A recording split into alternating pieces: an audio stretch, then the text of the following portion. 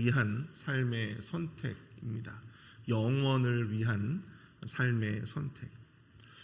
예전에 제가 사역하던 그 주일학교 부서에서 함께 사역하던 청년 교사가 있었습니다. 남자 청년이었는데요.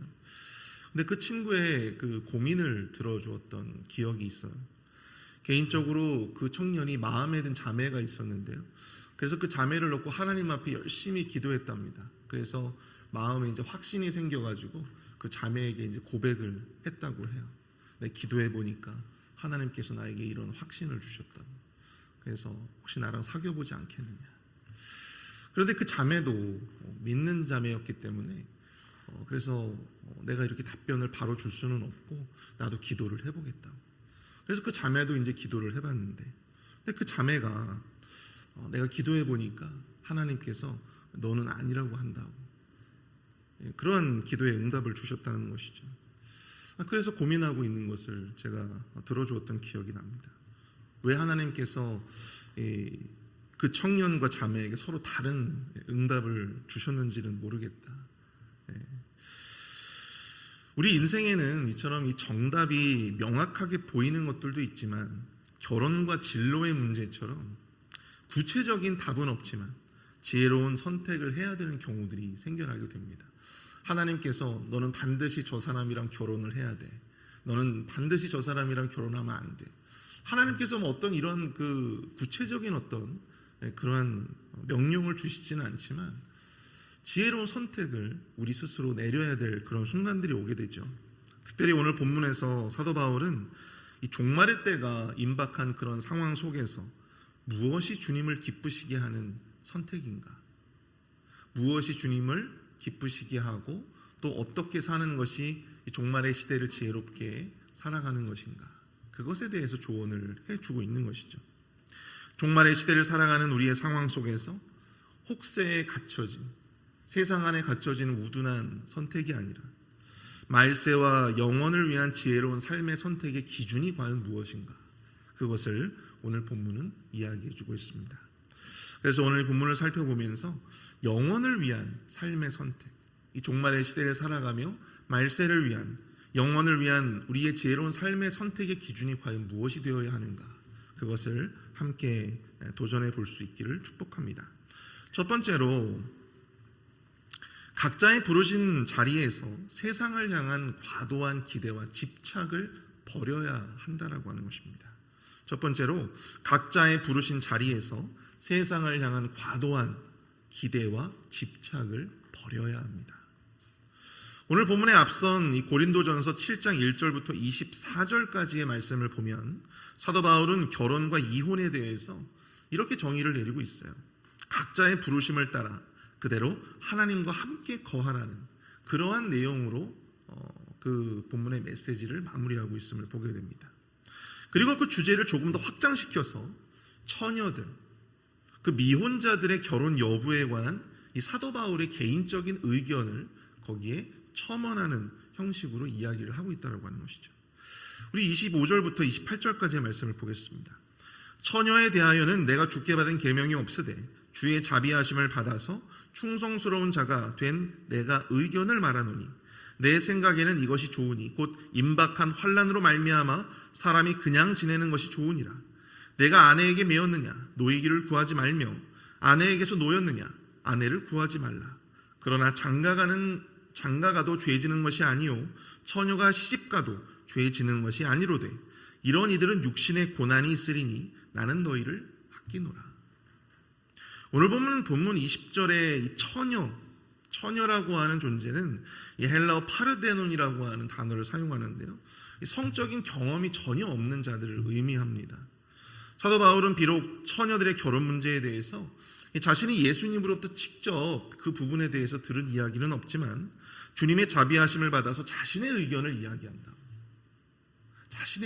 이야기한다고 그렇게 고백을 하고 있어요. 그런데 사도 바울은 처녀들이 그냥 지내는 것이 좋겠다, 혼인하지 말고 그냥 지내는 것이 좋겠다, 그렇게 이야기를 하고 있습니다. 독신자에게 결혼을 장려하지 않고 오히려 독신 그대로를 유지하라는 그런 권면을 하고 있다고 하는 것이죠.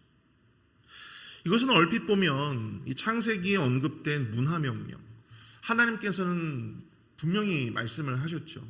인간들에게 생육하고 번성하라, 땅에 충만하라, 이런 어떤 명령을 주셨지 않습니까? 그래서 결혼을 하고 다음 세대를 생산해내는 것이 우리 그리스도인들이 고유한 책임이자 사명이라고 하는 것이죠. 그런데 지금 이 사도 바울은 그것에 위배되는 듯한 그러한 이야기를 하고 있다고 하는 것을 우리가 보게 된다고 하는 겁니다. 본문 26절을 보시면 곧 임박한 환난이라고 하는 구절이 있죠. 곧 임박한 환난. 이것은 좁은 의미로는 이 고린도 교회에 임하게 될 당시의 전국의 박해와 핍박을 의미하는 것이기도 하지만 궁극적으로는 무엇을 이야기합니까? 예수님께서 재림하시기 전에 세상에 임할 환난을 의미한다고 하는 것이죠. 종말. 당시 초대교회 성도들은 예수님의 재림이 그야말로 긴박하게 곧 이루어질 것이다라고 하는 믿음이 아주 팽배해져 있었습니다. 그래서 자신들이 당하는 박해와 핍박도 곧 예수님이 오심을 뜻한다라고 스스로를 위안했어요. 그러다 보니까 독신자가 결혼을 한다고 그것이 죄가 되지는 않지만 박해와 핍박을 당하는 상황 속에서 결혼을 해서 가족이 생기면, 배우자가 생기고 또 자녀가 생기면 육신의 고난이 더할 수 있다고 하는 것입니다. 더 신경 쓸 것들이 많아진다고 하는 것이죠. 마음이 나뉘어진다고 하는 사실입니다. 그래서 그냥 독신으로 계속해서 지내며 그 환난과 핍박을 견뎌내는 것이 훨씬 더 나을 것이다라고 하는 것으로 조언을 하고 있다고 합니다. 29절부터 31절까지 말씀을 보십시오. 형제들아, 내가 이 말을 하노니 그때가 단축하여진 고로 이후로부터 안에 있는 자들은 없는 자같이 하며 우는 자들은 울지 않는 자같이 하며 기쁜 자들은 기쁘지 않은 자같이 하며 매매하는 자들은 없는 자같이 하며 세상 물건을 쓰는 자들은 다 쓰지 못하는 자같이 하라. 이 세상의 외형은 지나감이니라. 사도 바울은요, 그때가 단축하여졌다라고 말하고 있어요. 그때가 단축하여졌다, 빨라졌다는 거예요. 앞당겨졌다라고 하는 것입니다. 여기서 말하는 그때가 언제입니까? 바로 고난의 때, 종말의 때, 환난의 때를 의미하는 것이죠. 그만큼 예수님의 재림이 가까워졌다라고 하는 것입니다. 이러한 이유 때문에 사도 바울은 안에 있는 자들은 없는 자같이, 우는 자들은 울지 않는 자같이, 기쁜 자들은 기쁘지 않은 자같이, 매매하는 자들은 없는 자같이, 세상 물건을 쓰는 자들은 다 쓰지 못하는 자같이 하라. 그렇게 권면하고 있다고 하는 것이죠. 자, 여기서 이야기하고 있는 관계, 안에 있는 자, 남편이 있는 자, 이런 관계와 또한 슬픔, 기쁨, 또 매매하는 어떤 재물, 이런 것들은 인간에게 있어서는 인간의 어떤 생사고락을 상징하는 그러한 표현들입니다. 현세 인간이 누리고 집착하는 것들을 의미한다고 하는 것이죠. 그러나 사도 바울은 이 종말이 임박한 이 특수한 시대를 살아가는 그리스도인으로서 더 이상 이러한 문제들, 이러한 현세적인 문제들에 집착하지 말고 거기에 너무 과도하게 몰두하지 마라 라고 하는 그러한 의미로 이 말씀을 주고 있다고 하는 것입니다. 왜 그렇습니까? 이 시대가 영원하지 않기 때문이에요. 곧 그 임박한 환난의 때가 단축되어져서 앞당겨져서 곧 임하게 될 것이기 때문입니다. 그러면서 이런 표현을 하죠. 세상의 외형은 지나간다. 세상의 외형이 지나간다. 이것이 무엇입니까? 종말이 오면, 예수님이 다시 오시면 세상에서 우리가 누리는 남편과 아내와 함께 누리는 그런 관계, 또 슬픔, 기쁨, 이런 감정의 문제들, 또 이런 제도와 매매와 같은 어떤 그런 경제적인 문제들, 물질에 대한 문제들, 이 모든 세상의 외형, 껍데기들은 다 사라진다. 다 지나가게 될 것이다. 사라지게 될 것이다. 사랑하는 성도 여러분, 오늘 본문은 그리스도인으로서 그리스도인들이 결혼을 해야 되느냐, 결혼을 하지 말아야 되느냐, 그것을 단순하게 결정하고 또 그것을 이야기하고 있는 말씀이 아닙니다. 그보다 훨씬 중요한, 우리가 과연 무엇을 바라보며 살아가야 하느냐, 그것을 말씀해 주고 있다고 하는 것이죠. 우리 그리스도인들이 과연 무엇을 바라보며 살아야 하는가? 그리스도인으로서 우리가 세상에서 누릴 수 있는 이 결혼이라고 하는 제도, 또 슬픔과 기쁨, 이 감정의 문제들, 또 매매와 같은 재물과 관련된, 물질과 관련된 이런 모든 것들, 우리가 이런 것들을 누리고 이런 것들을 영유한다고 해서 여러분들 그것이 죄가 되지는 않아요. 다만 우리가 그것들에 과도하게 기대하고 그것들을 의지하고 그것들에 집착하지 말아야 한다라고 하는 거죠. 왜 그렇습니까? 그런 것들은 우리의 영원한 누림의 대상이 되지 못하기 때문에 주님이 오시면 그 모든 것들의 외형이 사라진다. 그 모든 것들이 지나간다라고 하는 것입니다. 영원을 위한 지혜로운 선택을 위해서는 우리가 지금 현재 과도하게 의지하고 붙들고 있는 이 세상의 것들, 이런 것들이 무엇인지를 분별해야 합니다. 결혼도 중요하고 가정도 중요해요. 그런데 우리가 거기에 너무나도 몰두하고 집착하면 우리가 주님을 바라보고 신앙생활 하는 데 있어서 여러분 이런 것들이 앞에서 언급했던 것들이 때로는 걸림돌로 작용할 때가 심심치 않게 일어날 수 있다고 하는 것이죠.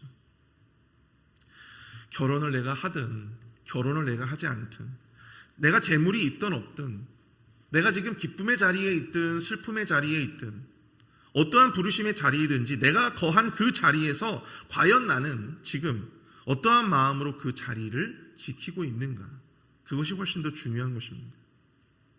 사랑하는 성도 여러분, 여러분들은 지금 과연 어떠한 마음으로 살아가고 계십니까? 우리의 믿음과 신앙의 관점이 점점 더 깊어지면 우리는 그때야 비로소 깨닫게 되어지는 것 같아요. 우리가 그동안 너무나도 중요하게 생각해 왔던 것들, 앞에서 이 말씀이 언급하고 있는 어떤 이 가정이라고 하는, 결혼이라고 하는 어떤 그런 제도들, 또한 내가 삶에서 누리는 어떤 감정의 문제들, 또 경제적인 문제, 물질의 문제, 내가 그동안 정말로 중요하게 생각해왔던 이것들이 한계가 있구나, 실망감을 줄 때가 있다라고 하는 것이죠. 그때 우리는 비로소 깨닫게 될 수 있어요. 내가 아둔했구나. 내가 바라봐야 할 대상이 잘못되었구나. 내가 더 주님을 바라보며 살았어야 했는데 그러지 못했구나 라고 하는 것을 깨닫는 순간들이 우리의 삶에 찾아오게 되어진다라고 하는 것입니다.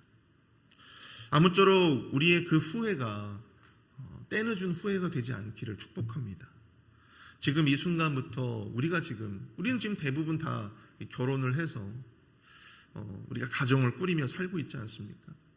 내가 결혼을 했든 결혼을 하지 않든, 내가 가정이 있든 없든, 내가 어떠한 부르심의 자리이든지 그 자리에서 우리가 이 현실에 너무나도 과도하게 집착하지 아니하고 종말의 신앙을 가지고 주님의 다시 오심을 바라보며 현세에 갇힌 우둔한 신앙인이 아니라 균형 잡힌 신앙으로 영원을 위한 삶을 선택하시는 저와 여러분들이 되실 수 있기를 축복합니다. 두 번째로, 영원을 위한 선택. 두 번째는 각자의 부르심의 자리에서 오직 주님의 삶의 중심이 되어야 한다라고 하는 것입니다.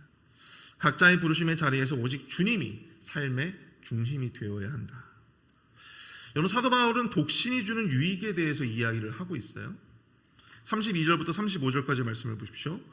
너희가 염려 없기를 원하노라. 장가가지 않은 자는 주의 일을 염려하여 어찌하여야 주를 기쁘시게 할까 하되, 장가간 자는 세상 일을 염려하여 어찌하여야 아내를 기쁘게 할까 하여, 마음이 갈라지며 시집가지 않은 자와 처녀는 주의 일을 염려하여 몸과 영을 다 거룩하게 하려 하되, 시집간 자는 세상 일을 염려하여 어찌하여야 남편을 기쁘게 할까 하느니라. 내가 이것을 말함은 너희의 유익을 위하며 너희에게 올무를 놓으려 함이 아니니 오직 너희로 하여금 이치에 합당하게 하여 흐트러짐이 없이 주를 섬기게 하려 함이라.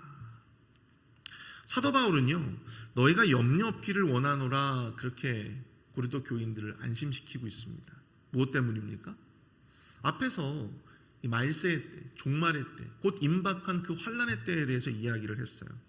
종말의 때가 되어서 그들이 누려왔던 그 모든 사회적인 관계들, 또한 경제적인 모든 물질들이, 그 모든 활동들이 흔적도 없이 사라진다고 하는데, 여러분 그 이야기를 들은 사람들은 얼마나 두렵고 불안했겠습니까? 그래서 사도 바울은 고린도 성도들을 위로합니다. 너희가 염려가 없기를 원하노라. 걱정하지 않기를 원한다. 그러면서 종말의 때를 준비하며 살아감에 있어서 결혼한 자들보다 독신이 상대적으로 유익한다라고 하는 것을 이제 언급하고 있는 거예요. 보통 우리가 보면 이 결혼한 자들은 자기 아내를 기쁘게 할까, 또 자기 남편을 어떻게 하면 기쁘게 할까를 고민하잖아요. 독신자들은 오히려 자기 배우자가 아니라 누구를 더 기쁘게 하고자 한다라고 하는 것이죠. 어찌하여야 주를 기쁘시게 할까? 주의 일을 염려하며 몸과 영을 다 거룩하게 한다라고 하는 것이죠. 결혼한 자들이 독신자들에 비해서 상대적으로 주님 한 분께 집중할 수 있는, 내 주님 한 분만을 마음에 품고선 집중할 수 있는 그러한 현실적인 여건을 구비하기가 어렵다라고 하는 것을 이야기해 주고 있는 것입니다. 솔직히 우리가 신앙생활을 할 때, 우리가 이제 부부가 함께 신앙생활을 하다 보면 같은 신앙을 가지고 있으면 어떻습니까? 서로가 서로에게 의지가 되고 신앙적으로도 좋은 동지로서 그렇게 신앙생활을 잘 유지할 수가 있는데요. 근데 배우자가 어느 한 사람이 신앙이 없어요. 또 교회는 다니는데 나만큼 그렇게 믿음의 어떤 수준이 따라오지를 못하고 있어요. 그렇다고 한다면 자꾸만 신경을 쓰게 된다고 하는 것입니다. 내가 교회에 조금 더 헌신하고 싶은데, 내가 주님의 일에 더 헌신하고 싶은데 이 남편에게 그 허락을 구해야 되고 또 아내에게 허락을 구해야 되는 그런 상황들이 오게 된다고 하는 것입니다. 내가 정말 교회에다가 내가 더 어떤 물질에 좀 헌신을 좀 하고 싶은데 이 남편을 신경 쓰느라고 내가 11조도 못하고 헌금도 하지 못하는, 아내를 신경 쓰느라 내가 이 교회 일에 더 많은 시간을 할애하지 못하는 어떤 그러한 모습들이 여러분들 우리 이 신앙생활을 하면서 많은 분들을 보게 되어지지 않습니까?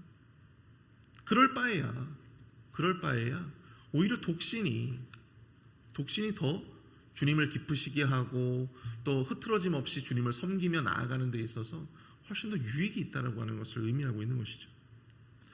39절과 40절을 보십시오. 아내는 그 남편이 살아있는 동안에 매여 있다가 남편이 죽으면 자유로워 자기 뜻대로 시집갈 것이나 주 안에서만 할 것이니라. 그러나 내 뜻에는 그냥 지내는 것이 더욱 복이 있으리로다. 나도 또한 하나님의 영을 받은 줄로 생각하노라. 이 사별한 부부의 경우도 마찬가지예요.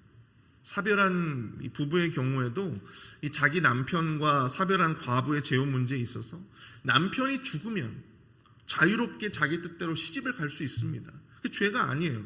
그러나 사도 바울은 재혼하지 않고 그냥 지내는 것이 더 복되다, 더 유익하다, 그렇게 이야기합니다. 무엇 때문입니까? 앞에서 설명한 이유 때문이에요. 앞에서 설명한 이유. 재혼한 남편으로 인해서 또 마음이 나뉘어지지 아니하고 오직 전심으로 오직 하나님만을 그 마음에 품고 오직 하나님 앞에 집중하며 그렇게 헌신할 수 있기 때문이죠. 오늘 이 사도 바울의 겉면은 당시 고린도 교회와 이 초대 교회 성도들이 가지고 있었던 임박한 종말에 대한 어떤 특수한 맥락에 의해서 이 사도 바울의 개인적인 의견일 뿐입니다. 그러나 사도 바울이 결혼을 포기해서라도 그 어떤 것에도 그 마음을 빼앗기지 아니하고 오직 예수 그리스도만을 기쁘시게 하며 살아가는 데 집중했다라고 하는 거예요. 오직 예수 그리스도만을 내가 흐트러짐 없이 섬기며 나아가는 것에 권면하고 있다라고 하는 거예요. 그가 바라왔던 그 당시의 믿음의 선배들의 이런 결연한 어떤 이 신앙의 모습들을 우리가 엿볼 수 있는 그러한 말씀이라고 볼 수 있는 것이죠.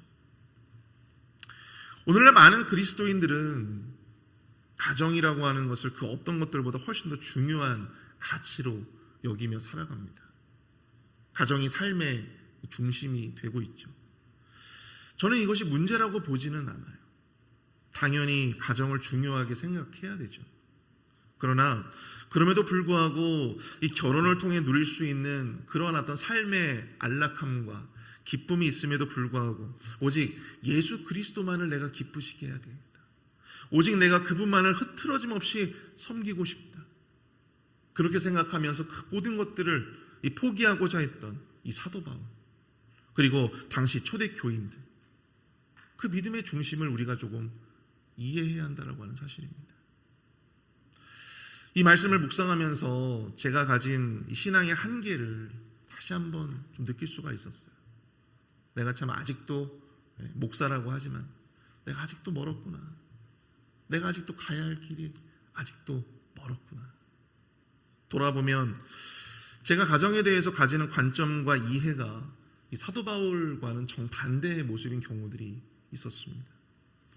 가정보다 예수님을 섬기는 것에 더 중요한 우선순위를 두고 있는 이 사도 바울과는 달리 더 행복한 가정을 위해서, 더 좋은 결혼 생활을 위해서 내가 예수님을 섬기고 있지는 않은가. 그 목적이 바뀐 채 살아가고 있지는 않았는지를 제가 이 말씀을 묵상을 하면서 스스로를 돌아보게 되었습니다. 여전히 나의 신앙은 그리스도 중심이라고 말할 수가 없구나.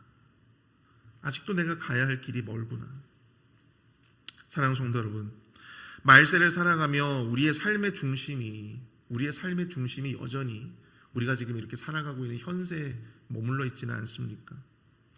우리가 현재 살아가고 있는 현세를 더 잘 누리기 위해서, 내가 이 땅에서 내가 더 잘 살기 위해서, 더 잘 성공하기 위해서, 내가 더 많은 것들을 내가 얻어내기 위해서, 그러한 목적으로 우리가 신앙생활을 하고 있지는 않은가. 더 많은 복을 누려서 내가 이 땅에서 더 삶을 공고히 하기 위해서 내가 신앙을 그렇게 이용하고 있지는 않은가. 예수 그리스도가 수단이 되어가고 있지는 않은지, 우리가 그것을 한번 이 말씀을 통해서 우리가 깨닫기를 원합니다. 여전히 우리는 우리가 가지고 있는 결혼, 가정, 물질 이런 것들을 위해서 예수 그리스도와 신앙을 점점 더 수단화해 가고 있지는 않은지를 오늘 이 사도 바울의 권면을 통해서 우리가 조금 돌아볼 수 있는 기회가 될 수 있기를 축복합니다. 오늘 말씀을 정리합니다. 우리가 살아가면서 할 수 있는 수많은 선택들이 있지만 반드시 정답이 있는 것은 아니지만 어떠한 부르심의 자리에서든지 보다 지혜로운 선택이 있음을 여러분들 깨달을 수 있기를 바랍니다. 내 안에 세상과 현실에 대한 과도한 기대와 집착을 버릴 수 있는 그러한 은혜가 있기를 원합니다. 우리의 부르심 안에서 오직 예수 그리스도가 우리의 목적이 되기를, 우리가 누리는 현실의 안락함을 위해서 예수 그리스도가 우리가 믿는 그 신앙이 수단이 되지 않기를 원해요. 오직 그 마음으로 우리에게 주어진 이 말세의 삶을 우리가 지혜롭게 영위해 나아갈 수 있는 저와 여러분들이 되시기를 축복합니다.